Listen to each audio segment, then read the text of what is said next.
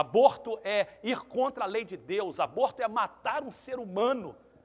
E eu fico, às vezes, abismado como pessoas podem ainda mesmo ponderar na sua mente de terminar uma gravidez através de um aborto, um pecado terrível, que precisa de ser encarado também.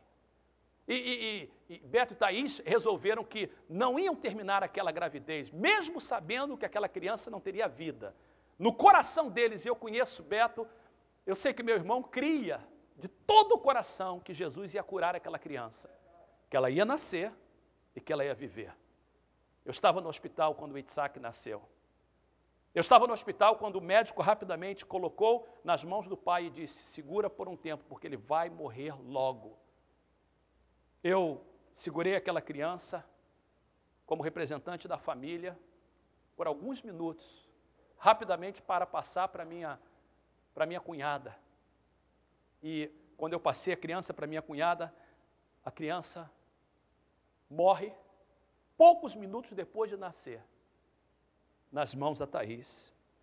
Eu me lembro como se fosse hoje, preparando essa mensagem, que Beto, ele ajoelhou no quarto do hospital, pediu para mim ajoelhar junto, ele pegou aquela criança morta nas suas mãos, e ele cantou esse cântico, meu louvor, é fruto do meu amor por ti, Jesus, de lábios que confessam o teu nome.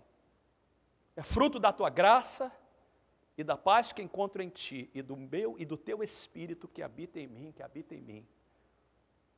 Eu me lembro que ele levantou a criança morta e disse, ainda que as trevas venham me cercar, ainda que os montes desabem sobre mim, meus lábios não se fecharão.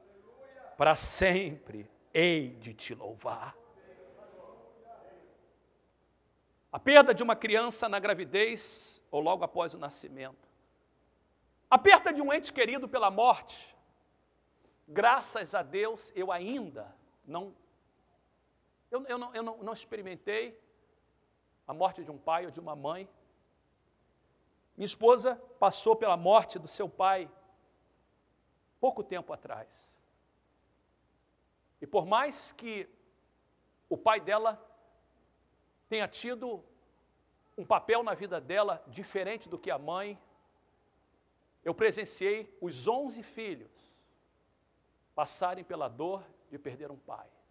Nós temos pessoas aqui na igreja que perderam pai, mãe, irmãos, e além da dor da perda de um ente querido, ainda há a dor de estar distante, de não estar lá. Nós temos gente aqui na igreja. E que Deus nos guarde. Perder um pai e uma mãe não deve ser fácil, mas e um pai e uma mãe perder um filho? Um filho, eu me lembro de um irmão no Vale de São Joaquim que tinha um trator. E o filho dele estava brincando atrás do trator e ele não viu, e ele passou com o trator em cima do seu filho. Que tristeza, que dor. A dor de perder um ente querido. Pense na perda de um relacionamento através da separação ou do divórcio.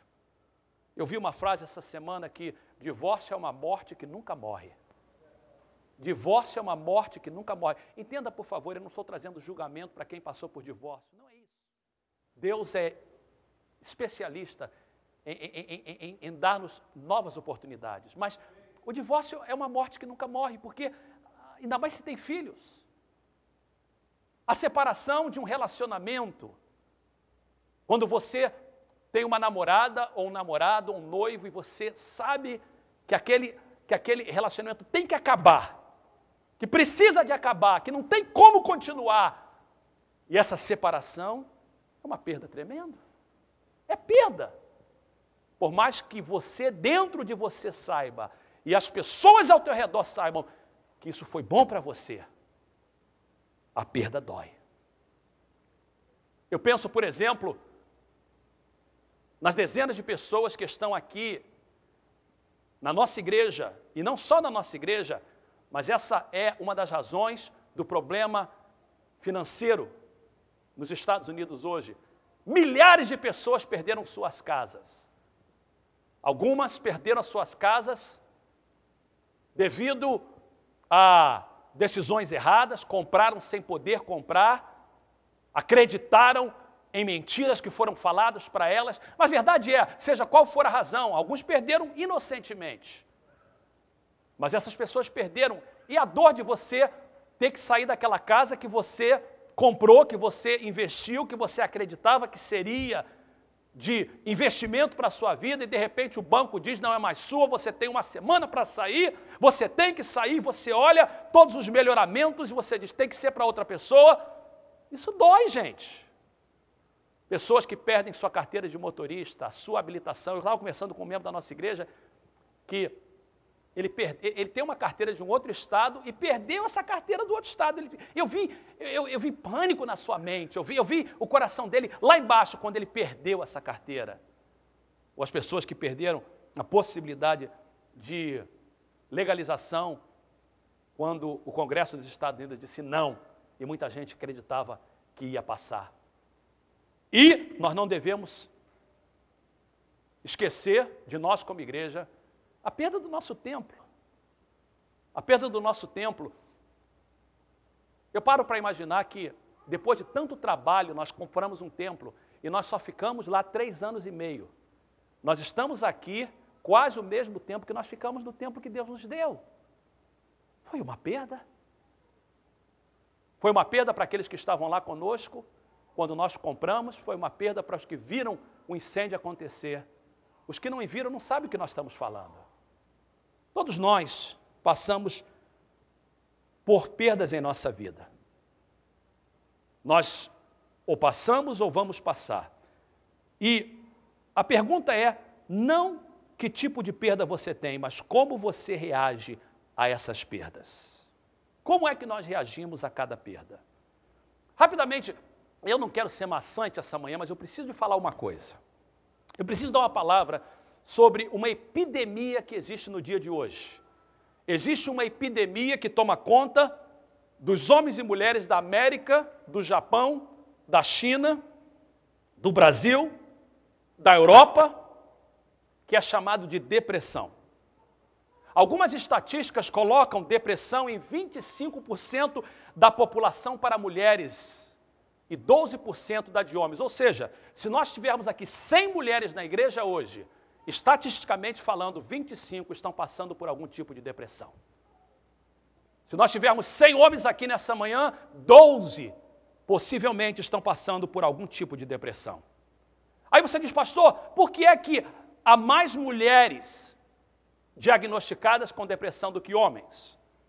A diferença não é porque as mulheres são mais propensas à depressão, mas que a mulher e homem reagem diferente e experimentam depressão de forma diferente. Para a mulher, depressão é sentida.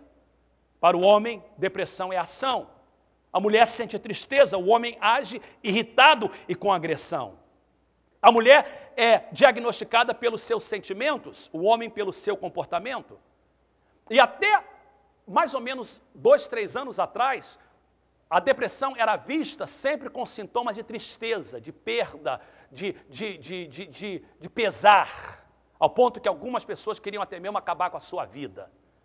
Mas hoje em dia, a ciência tem estudado melhor a depressão e tem descoberto que a única diferença do homem e da mulher é a forma que nós reagimos à depressão. E muitos homens que a gente acha que estão agindo como homem, nada mais estão deprimidos, porque o homem age a sua depressão. Então, quando você vê um homem irritado, sem paciência, irado, se aborrecendo o tempo todo, é quase que sintoma de uma depressão. Na China, por exemplo, quando as pessoas estão deprimidas, elas agem de forma diferente, porque culturalmente isso não é a forma que eles agem. Eles têm doenças psicossomáticas, eles começam a sentir dores no corpo e o médico não acha razão pela dor, e geralmente é por causa de depressão. As mulheres, então, elas se sentem mais tristes e os homens começam a agir a sua depressão. Mas a verdade é que nós estamos vivendo uma epidemia grande de depressão. Há 2 tipos de depressão. O primeiro tipo de depressão é chamado de endógena. E a depressão endógena, endo, é a palavra grega que quer dizer de dentro. Gena vem de Gênesis. Então, a depressão endógena é aquela que é causada por razões interiores. Geralmente, problema genético ou médico. A pessoa